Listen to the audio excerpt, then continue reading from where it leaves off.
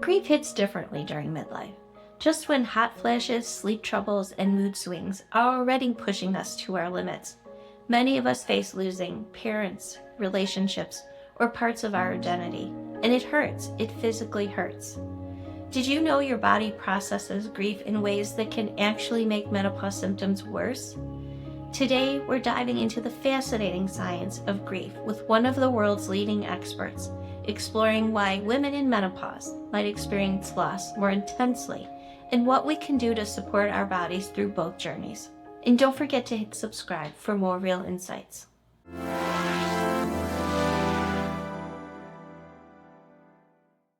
Today, I'm welcoming Dr. Mary Frances O'Connor, Professor of Psychology at the University of Arizona and Director of the Grief, Loss, and Social Stress Lab. For 25 years, Dr. O'Connor has pioneered research on how grief affects us physically, and her work was the first to use brain imaging to study the grieving process. Her best-selling book, The Grieving Brain, made Oprah's list of best books to comfort a grieving friend. And her new book, The Grieving Body, explores how loss impacts everything from our heart health to our immune system. Through her research and personal experience, Dr. O'Connor helps us make sense of grief's physical toll at a time when our bodies are already navigating major changes. Dr. O'Connor, congratulations on the launch of the new book, and thank you so much for being here today. Oh, thank you so much for having me, Holly. And please feel free to call me Mary Frances. Mary Frances, okay. Your research began after your mom passed away while you were still in graduate school. Yeah. So you've been studying the effects of grief on the body for over 25 years. Yeah. What led you to dedicate your career? Was it your personal experience with grief and studying how it affects us physically? It feels like a real combination, right? So I was already fascinated by the idea that the experiences that we have in the real world, experiences of falling in love or having an emotional event happen in our lives, how those get sort of under the skin. I was sort of fascinated by how that works. And initially, I honestly thought I might study chronic pain as an example where, stress really does change the way we experience pain and so forth. But I quickly discovered that I had sort of an unusual personal history that allowed me to sit with people who were grieving and be okay with them, crying or feeling a lot of blame or guilt. And at the same time, having the scientific skills to look at their blood draws and their MRIs and so forth, and maybe in this unusual way make sense of what they were telling me with the data that I was seeing. And so it's that kind of constellation that's made me who I am as a researcher. For many of us, I think we just associate grief with being sad.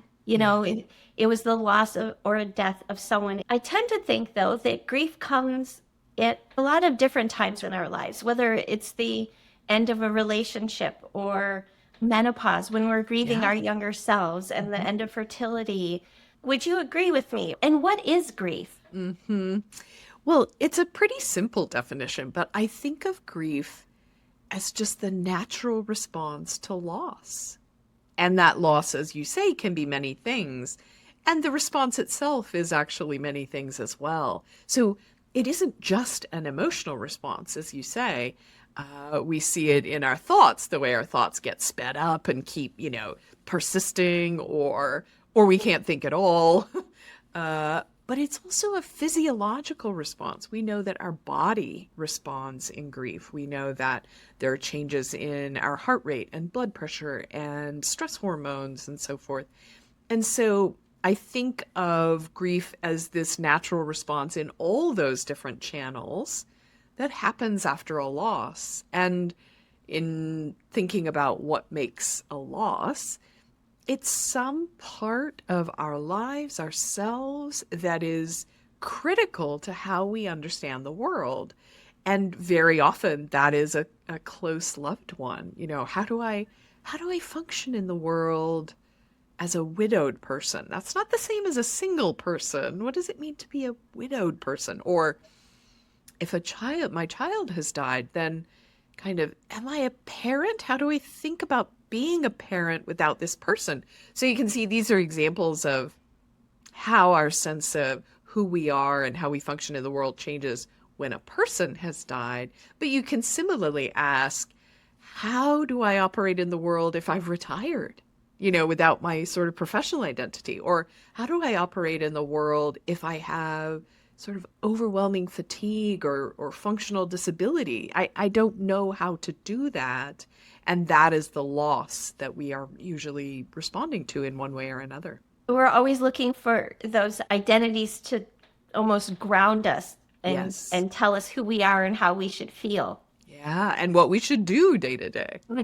Obviously, in your book, The Grieving Body, you talk about how grief affects us physically. Yeah. I envision grief as crying. You're emotionally upset, but there are ways that it affects us physically that we might not recognize as grief. Can you tell us a little bit about what we should be looking out for? Something that we see in the data, in the really clear black and white, big population level studies, is data that we really can die of a broken heart. Meaning that's not a metaphor. For example, the data shows us that in the first 3 months after the death of his wife, a man is almost twice as likely to die of a heart attack than a similar man who remains married during that same time. Almost twice as likely is a ridiculously large medical risk factor. And for women, it's just short of 1.8% more likely of dying of a heart attack. And so I think this kind of really clear data shows us that the loss of a close loved one is impacting our physiology so much that we might even get outside the range of normal human functioning, that our heart might actually stop beating. And so while of course that's a risk that many of us won't encounter, the changes are pretty common. So on average, we know that blood pressure goes up in the first 6 months. We know that heart rate goes up in the first 6 months compared to similar people who are non-bereaved. And so I think thinking about the idea that it is a natural response to loss. Our body knows like a rubber ball. It knows how to react in a resilient way and then recover, sort of the in and out of that waves of grief. But what we need to be aware of is it means that we are a little more vulnerable at this time, right? So it means now is the time to go get your medical checkup, for example, right? If you haven't had your blood pressure tested in the last year, now is the time to make your regular appointment with your regular PCP or your nurse practitioner or whoever you see, and just have them do the standard tests that would tell us if your body is kind of outside that normal range. I did read about that in the book, and I found it very interesting that you almost have to remind us, and we have to remind ourselves that during that time, we need to take care of those types of things, going to the doctor and even talking it out with them with how you're feeling. Yeah. So I think it's really, it can be difficult because doctors aren't trained to know what the grief response looks like. And to some degree, if you don't think your doctor is really going to understand, it's not completely necessary to explain that you've had a loss. The reality is that that blood pressure measurement is going to be hypertensive or not, regardless of why you got there, right? And so what's important is often when we've been caring for a loved one for some time, we've neglected understandably so, but we've neglected our own health care. And so now is the moment to go ahead and go back to your dentist and get your mammogram and write all those things that we may have been putting off. And the reason is that, the body, heart rate only goes up or down, right? It doesn't really matter why. And your doctor is going to know how to treat hypertension if that is what the doctor sees. It doesn't necessarily have to come along with a lot of understanding about grief in order to support a grieving body. So that doesn't mean that there aren't also things we can't do in terms of learning relaxation, learning what soothes us and calms us and helps us to recover from those waves of grief. But just that if you have a doctor who isn't maybe 100%, tuned in, that's okay because they'll still be able to do the normal tests. Right, because the physical symptoms are going to show up regardless. Exactly. Yeah. Can we just talk a little bit more about the concept of dying of a broken heart? Because Yeah. that's such a big one, right? Yeah. So many of us experience a great deal of loss, especially as we get a little bit older and in midlife. I could name handfuls of friends and even myself who are going through some type of loss at this stage of our lives. Can you describe what that means, to die of a Yeah. broken heart? I will say that we forget sometimes that grief really is the flip side of love. You have to talk about love and bonding before you can talk about grief because you have to understand what is in your life in order to understand what's been taken from you. And the reason I say it that way is that we forget that relationships are in part a physical connection. And what I mean by that is, if I imagine going home right now, or you imagine going home right now, I know that when I go in and I get a hug from my partner, my blood pressure is going to come down a little bit. Even just thinking about my partner, thinking about him hugging me, brings my blood pressure down just a little bit.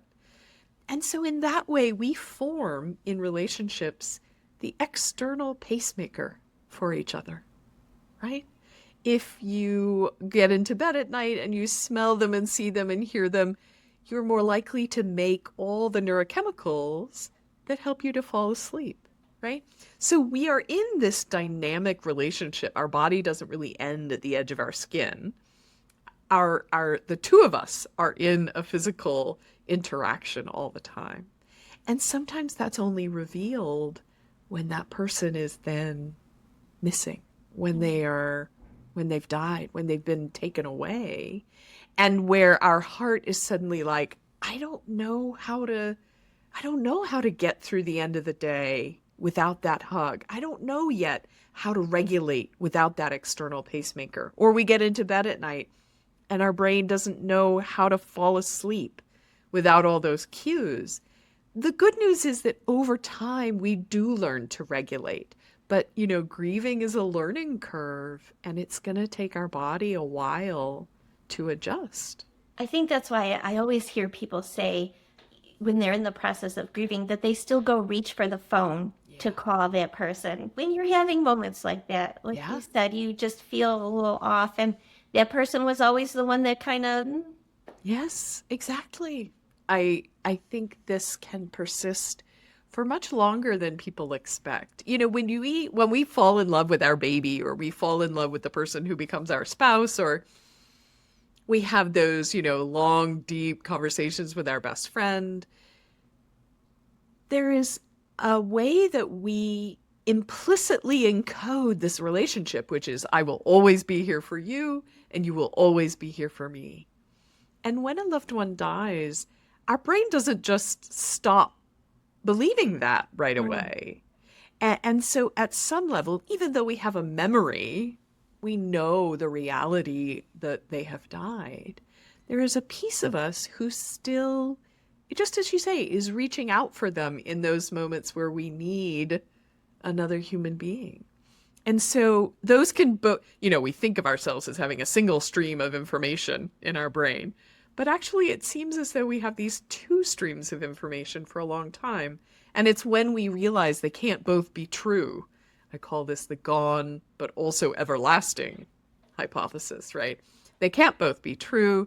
And when we pick up the phone, it's because we're responding to one stream of information, and then the reality dawns on us, and we have a wave of grief because we realize that's not accurate any longer. Can you talk about hormones a little bit and the way they are just kind of floating around out there and Yeah. have such a huge impact on the way we Huge. feel. Such a huge impact, boy. So the cardiovascular changes that we see, these really are some of the acute changes that we see right at the beginning of grief. And they do persist, but the majority of the impact is initial.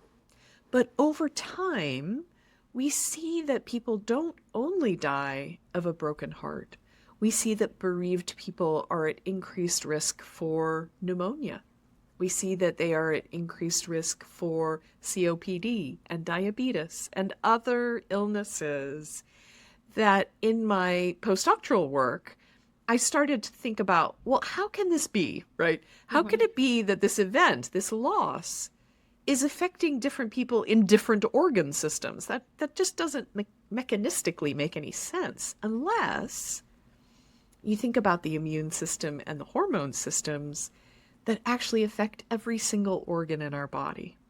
So, for example, we know that from some of the research I did and in the lab and now much larger studies from other labs, that inflammation rises in people who are bereaved a little bit. And in a person with rheumatoid arthritis, that's going to look like more joint pain. In a person with asthma, that's going to look like more difficulty breathing. So you might think, well, what's similar about joint pain and difficulty breathing? But there are underlying hormonal and immune changes that could explain that. A hormone is really a chemical messenger that our body makes. But the important thing about a hormone is it's made in one place, like in your adrenal glands, but it floats just the way you described it, all over the body, gets into the brain, goes into the heart, and affects all of our different organs. So we know that the stress hormone cortisol is increased in people as they are coping with the stress of loss. And you can see that over time, if this becomes chronic, that the intensity and the frequency of these waves of grief just is not improving for someone. And typically we do see improvement. But if it's not improving, then the bereavement sort of becomes a chronic stressor, and we start to see the wear and tear that cortisol, that those hormone changes can have on the body and on the brain. Cortisol is a big one. That I picture it as sort of the mean hormone that it just wants to take over everything and is pushing everybody out of the way. Well, I will say that it is a priority hormone. Let's think of it that way. But I try to be, it's funny, my massage therapist would say, actually your body is there, it's trying to help you, right? So cortisol really is telling the body where to put its energy. So it changes, for example, how we use glucose. So if you're in a stressful situation, let's say a different stressful situation, let's say you're in a fender bender, right? Cortisol says to your body, hey, now is not the time to be digesting lunch. We can hold on that. Let's not pay attention to digesting lunch right now. Let's put all of the energy into, narrowing your attention on this difficult situation. And let's put all of your energy into your muscles so that you can use them immediately, under this difficult circumstance. So cortisol really is working on your behalf, but it is responding to something that we find threatening or stressful. And one of the things that human beings find incredibly stressful is the absence of our person, of our one and only. And so you can understand why cortisol is trying to sort of change your priorities. But by doing that, it's also preventing us from falling asleep, for example.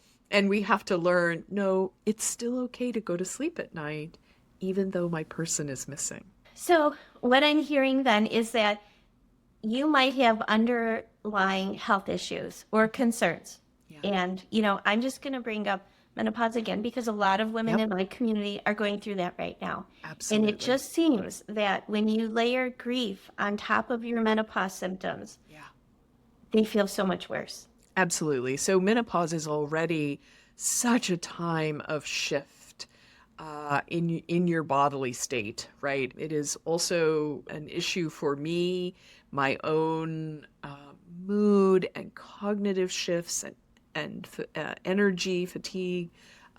These are all impacted as your body is already just physiologically trying to find a new normal. And then if you add something that is very stressful, that requires a reprioritization of your hormones, you're doing it on top of shifting sand, right? And so it does seem to accentuate or accelerate or overwhelm the system a bit.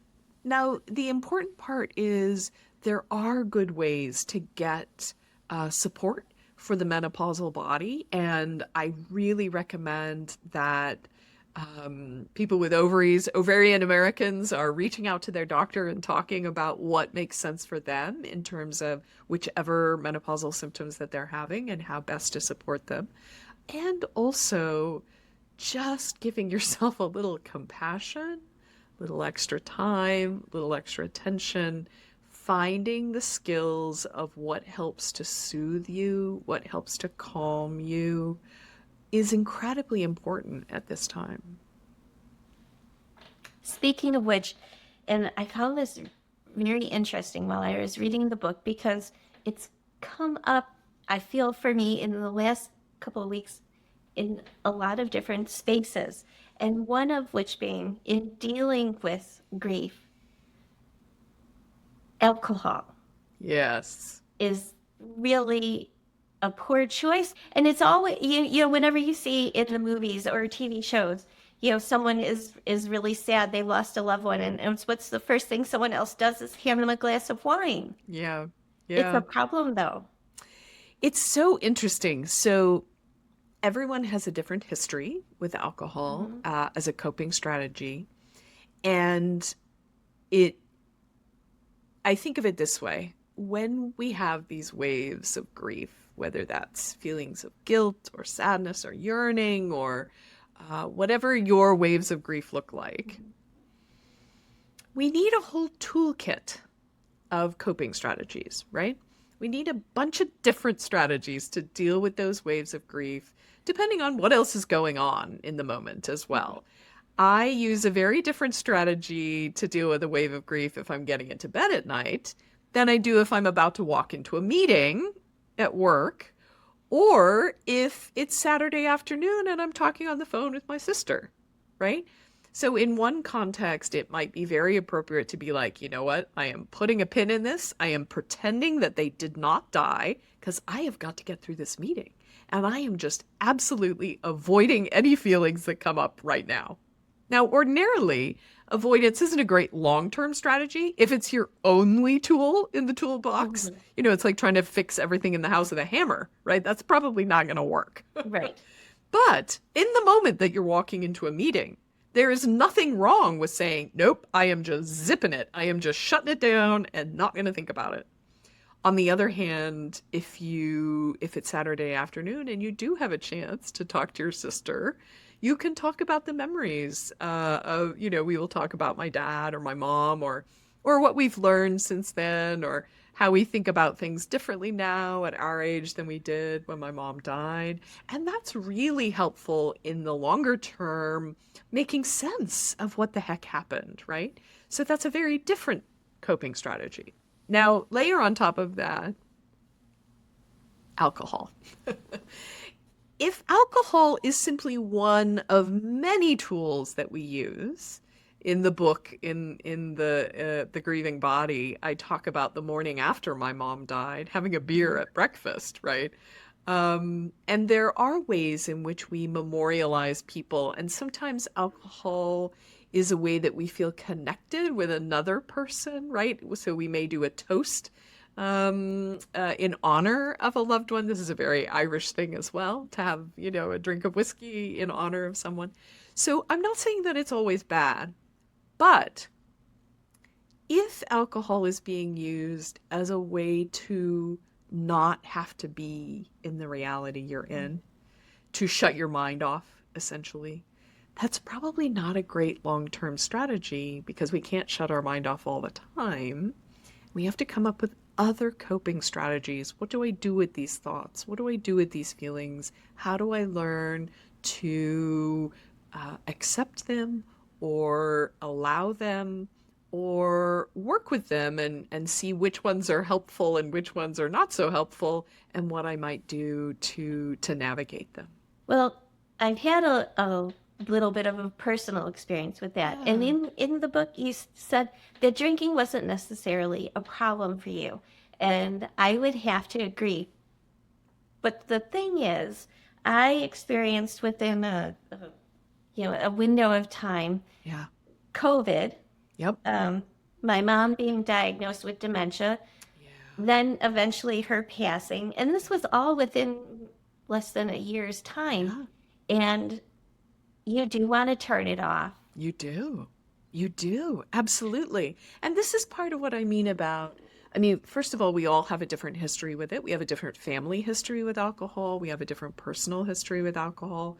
So to say that it's not a problem doesn't account for it might be a problem, Mhm. right? There are people who already know this is not a great coping strategy for me, that once I've had one drink, I can't really not have another drink, that kind of thing. But even if it hasn't been a problem for you in the past, the context, just like you said, of a lot of loss or feeling a lack of support or whatever it is, the context you find yourself in right now might mean that drinking could become a problem, or using other drugs, or using other methods, right? So we see people who work too much or exercise too much, right? To the point where they actually have tendonitis and so forth, and they just keep running, you know. So anything that we're doing as a coping strategy that is hurting the body, that in the long run is not going to be a very successful strategy. And sometimes we don't know the difference. I mentioned dry January in the book, Yes. and the reason is because in our culture, using alcohol can become so normalized that we don't even know why we've opened the bottle of wine, right? Why are we having a drink? And Exactly. sometimes, right? Have you had Yes. this where Yes. just suddenly thinking, well, maybe I won't drink for a couple of weeks and we'll see what comes up? Or, hey, a glass of wine would feel good right now, but why? There is nothing about my Exactly. day that would make this glass of wine any different That's than at right. any other time. Yes. And so I sometimes ask myself, what would it feel like if I didn't have the glass of wine? What is it that this will shift for me? And then, as you say, sometimes you think, oh, I don't actually really necessarily need to shift. Or it makes us aware, oh, I'm really uncomfortable about something. And this is a way for me not to have to think about it or feel it.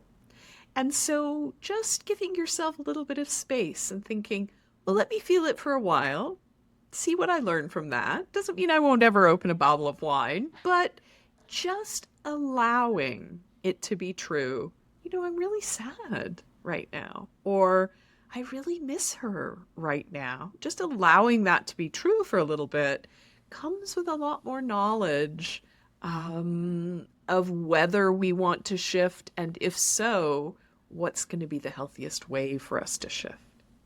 So it might be healthier to go for a walk or to text someone or something. That may still shift your state of mind, but might not be so hard on your liver.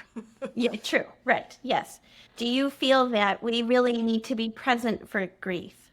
I really, you know, all of our emotions, they're information. They're like a state of the union from our body to our consciousness, right?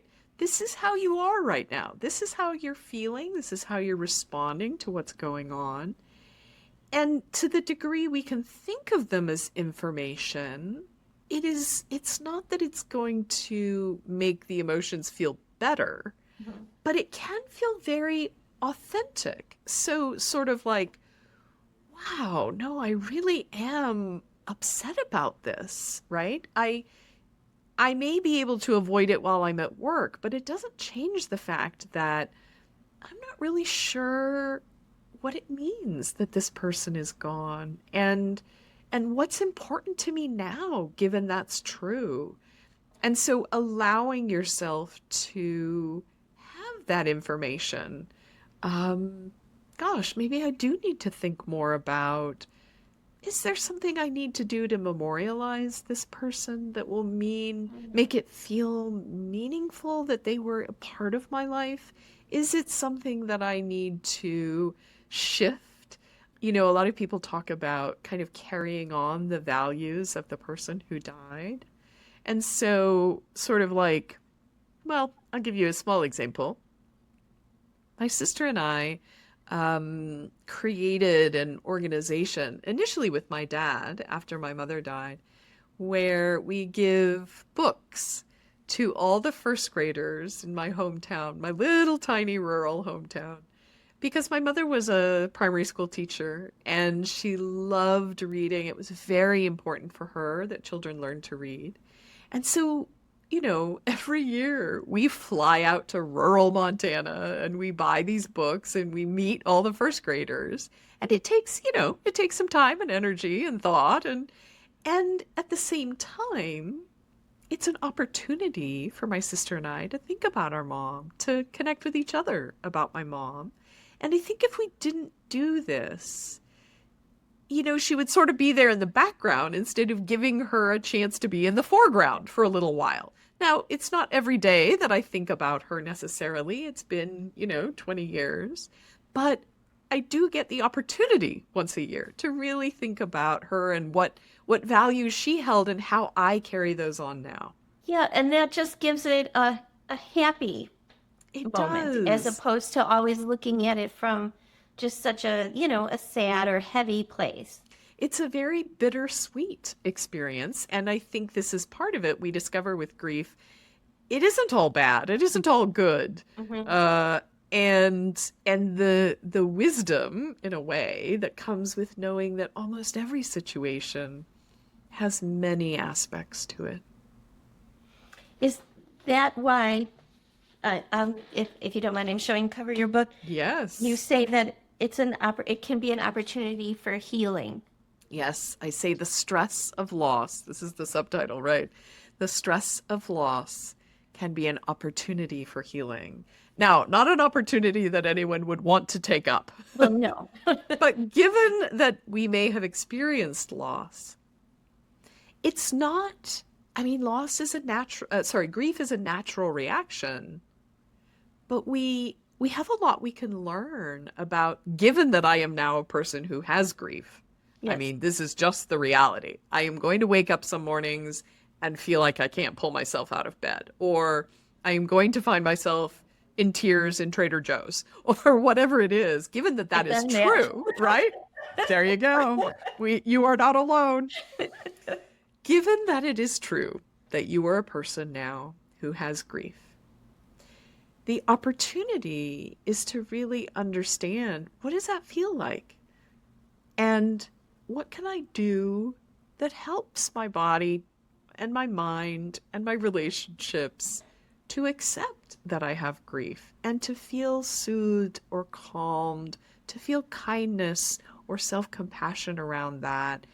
It's a very authentic experience to know what makes you feel better, what makes you feel sad. It just makes us more real. I think I'm trying to find the balance between having that happy moment where you hear, okay, I'm in Trader Joe's. Yes, and I have started crying while I'm in Trader Joe's. Yeah. But it's usually because there's, you know, a sappy song and you think, oh, my mom loved this song. Yeah. They have all those flowers up in front. Oh, these were her favorite flowers. Absolutely. It's finding that balance and saying, That's right. oh, I remember you, Yes. but this was a happy thought.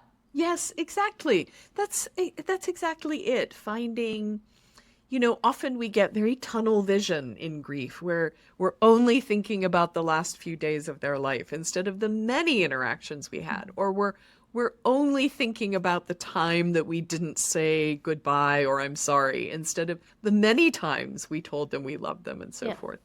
And so I think some of adapting to having grief is adding, right? You're not trying to get rid of the grief feeling. You're adding other feelings on top of it. Oh gosh, I see. For me, it's when, you know, at Christmas they have the peppermint O's, the Christmas cookies, right? Mm-hmm. So my dad and I used to eat way too many of those. And so when they come into the store, I have all these memories of us giggling with each other, right? Like eating scads of cookies and like buying yet another box. And it is both a happy memory, right? Like I can be in that space where he and I had that connection. It's also sad in the moment because I know I don't get to have that this Christmas. And it's also kind of just a feeling of awe, like that two people have that connection, you Mhm. know? And awe is sort of neither good or bad. It's just sort of a lot. And so what I found is I just need to take an extra beat or two and kind of let whatever grief comes up roll through me and add in, gosh, I'm so grateful that he and I had that, or I'm so amused that he thought that was funny too. You know, sort of adding in to the feelings I'm having and then also allowing it to roll away again like the ocean waves.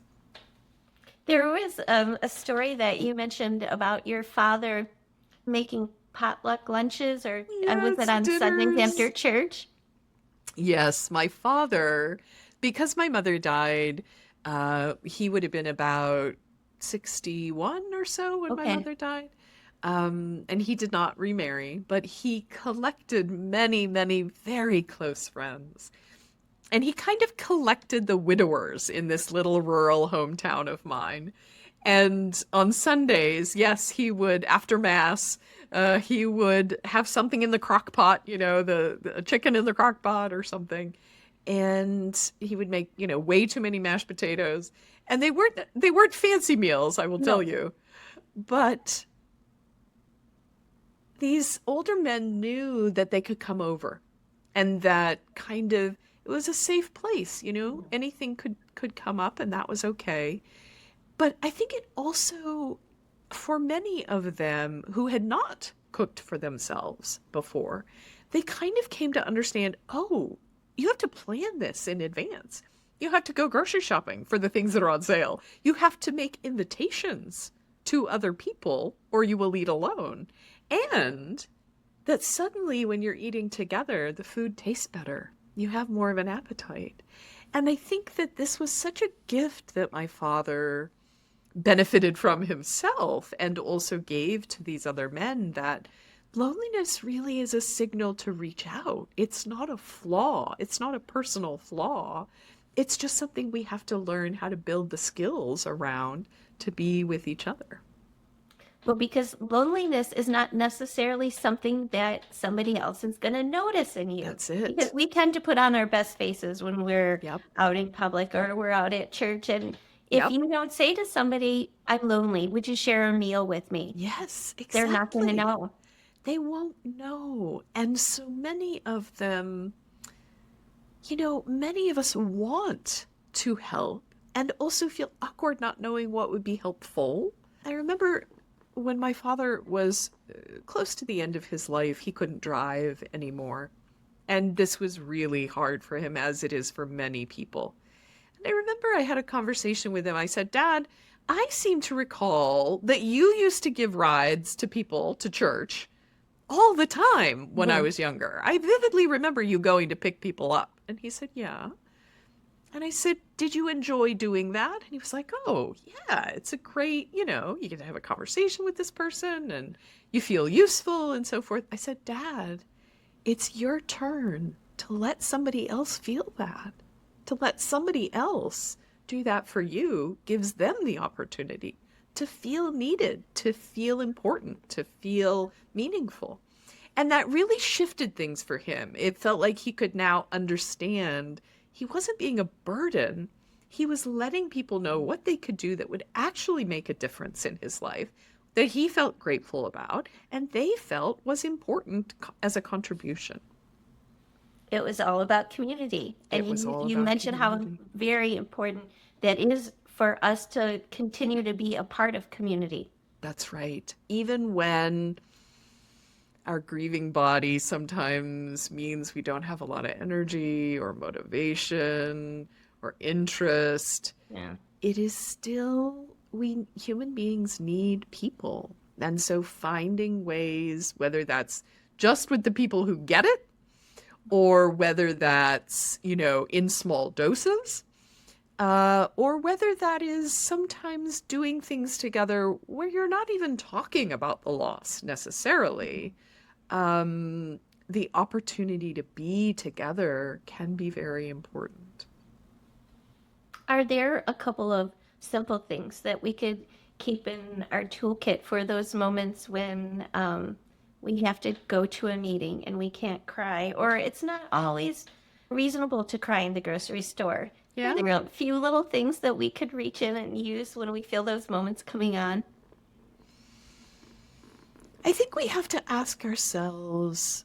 So I would sort of approach it in two ways. One is it may not be appropriate to cry right now. So I think of moments where, you know, where it's just not the right thing. And I think making a commitment to oneself, I'm not going to do this right now, but I am going to come back to this, right? This evening, or, when I'm in the shower tomorrow or whatever, I'm going to return to this feeling. I'm going to recapture this feeling and allow it to be okay, right? So sort of a commitment to yourself, to your future self. But on the other hand, I would also say,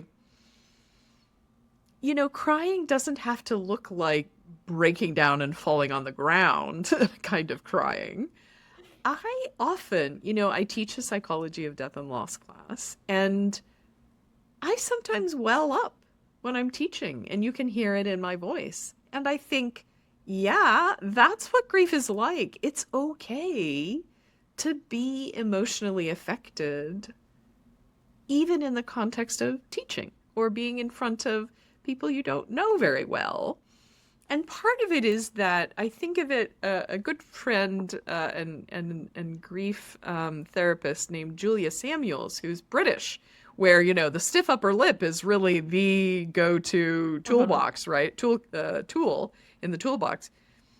She talks about the idea of being able to jump into the puddle and jump out again.